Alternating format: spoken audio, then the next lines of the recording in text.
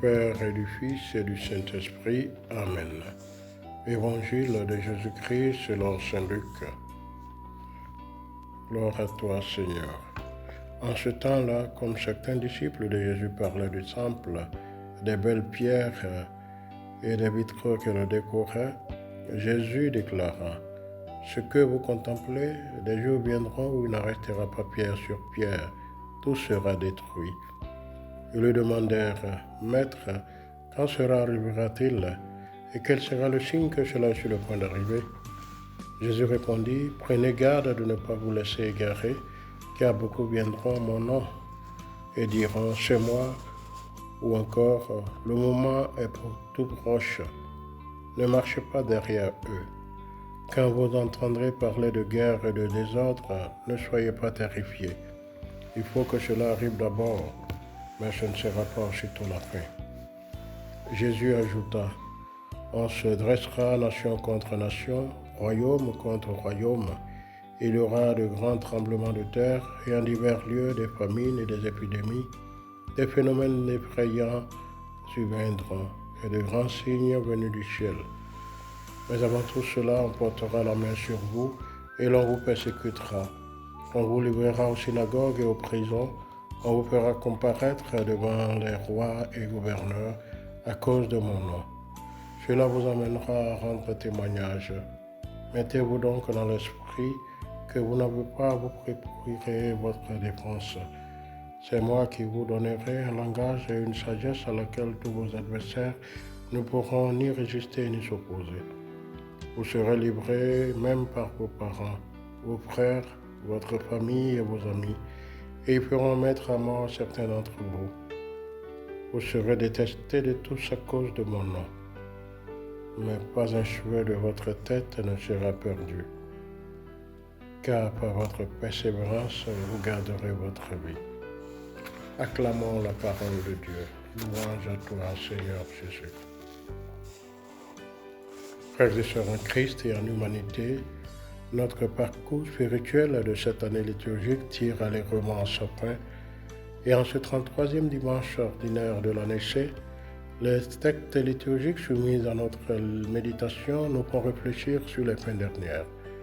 Dans un discours eschatologique nourri de descriptions apocalyptiques, Jésus annonce la destruction de Jérusalem, symbole de la fin des temps de cette époque. Dans l'évangile de Luc, ce passage se situe vers la fin de l'enseignement de Jésus à Jérusalem, juste avant les événements qui mèneront à sa crucifixion. Ces avertissements et ces prédictions sont inquiétants, mais peuvent être interprétés de différentes manières.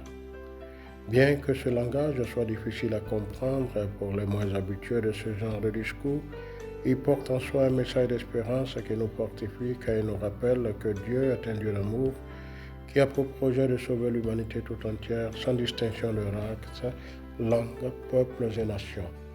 Mais la vérité est que Dieu ne peut sauver l'homme sans l'homme, d'où il scelle l'alliance avec lui en faisant aussi comprendre que le salut est la rencontre de deux fidélités, celle authentique de Dieu d'une part et celle peu loyale de l'homme d'autre part, dont le peuple hébreu en son agir d'infidélité en est la manifestation concrète.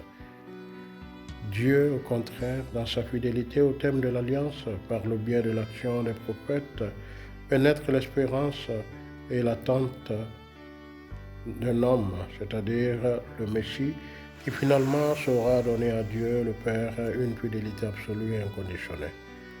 En ce dimanche, l'évangile que nous avons entendu et lu préannonce la destruction de Jérusalem, le bouleversement du monde et la persécution des chrétiens.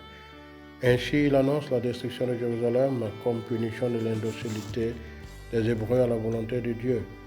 En cela, Jésus se révèle le nouveau Jérémie, prophète qui, des siècles auparavant, avait annoncé la destruction du temple de Salomon à cause de la perversité et de la résistance obstinée du peuple élu à Dieu.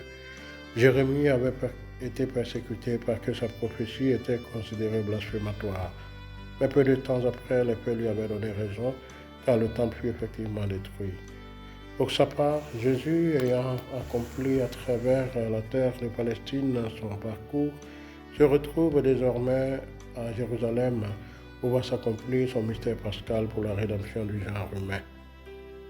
Il est donc au terme de sa vie, à une étape en laquelle il a pleine conscience d'être désormais très proche de sa mort, et prévoit pour ses contemporains le même sort en affirmant devant ses disciples, en admiration devant la beauté du temple de Salomon reconstruit, embelli par Hérode, que de tout ce qu'il contemple avec émerveillement, il n'en restera pas pierre sur pierre, car tout sera détruit. En effet, en réagissant à la question des disciples qui lui demandaient quand ces catastrophes se produiraient, Jésus, sans donner une réponse directe, exhorte plutôt à se garder des faux prophètes qui surgiront en ces circonstances en se réclamant de lui et en répandant de fausses prophéties. En cette mise en garde, Jésus révèle qu'il est le seul Messie, le Sauveur par excellence, dont la voix est digne d'être écoutée par les disciples pour éviter d'être trompés et d'égarer ainsi leurs âmes. Jésus est réaliste, il sait que ces faits sont terrifiants, tels que nous les expérimentons en termes de guerre, conflits politiques, terrorisme, changement naturel et climatique, épidémies, violences, de destruction massive de tout genre. C'est pourquoi il conseille à ses disciples de rester en paix, de ne pas se terroriser, mais de demeurer sereins, car ils ont en eux une espérance qui leur permet de ne pas se laisser déstabiliser par ces drames et bouleversements de tout genre. Ainsi, comme le prophète Malachie dans la première lecture de ce dimanche, Jésus annonce des temps difficiles. Quand Jésus dit « il faut que cela arrive », nous sommes appelés à comprendre que les catastrophes ne sont pas programmées par Dieu, mais sont la conséquence logique d'un monde qui se détruit en écartant Dieu. Les temps difficiles, frères et sœurs, sont pour nous l'occasion de porter un témoignage fort, et Jésus assure qu'il sera à nos côtés dans ces moments. La maladie, l'échec professionnel, la brisure du foyer, les privations de liberté peuvent paraître la fin du monde, mais en réalité, ce n'est que la fin d'un monde, et la vie peut et doit continuer sur d'autres bases.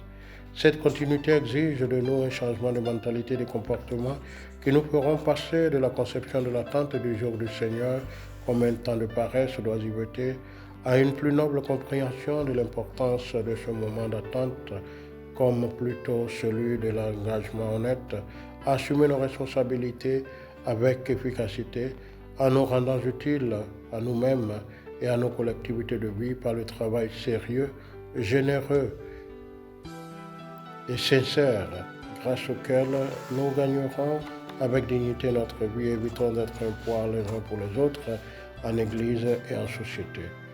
Voilà, frères et sœurs, le témoignage que Saint Paul a donné dans et par son ministère, et que par son adresse aux Thessaloniciens dans la deuxième lecture de ce jour, il nous exhorte à imiter.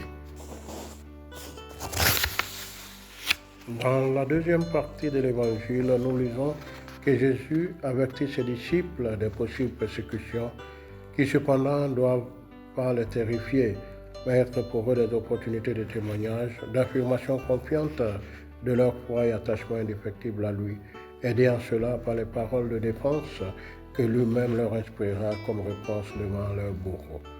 Ceci nous enseigne la vérité indéniable que le mal n'est jamais un obstacle pour Dieu, lequel s'en sert comme occasion pour faire surabonder le bien.